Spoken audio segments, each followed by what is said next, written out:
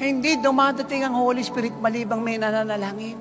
Alam niyo kung bakit? Kasi ang Diyos sumasagot sa mithiin ng puso natin. Libre po ito, pero dapat ipakita mo yung desire mo, yung determination mo, yung longing mo, maranasan ang God, the Holy Spirit.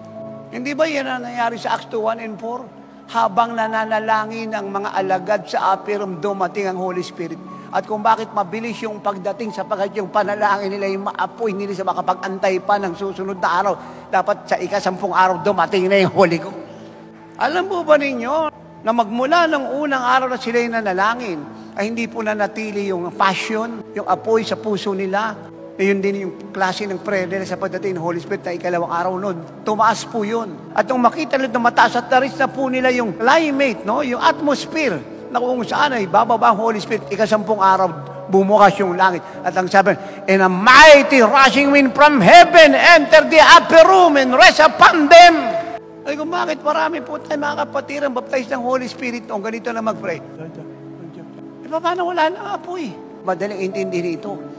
Pag yung bahay mo nasusunog, kahit batugan ka, marunong kang tumalon sa bintana. At kahit tulog ka, pag alam mong nag-aapoy na yung higaan at masusunog na yung banig mo, maniwala ka sa akin, hindi ka babangon dyan ng slow motion at lalakad ng dahan-dahan. Pag ang apoy ay dumating sa'yo, maniwala ka, buhay na buhay ka, pati panalangin mo.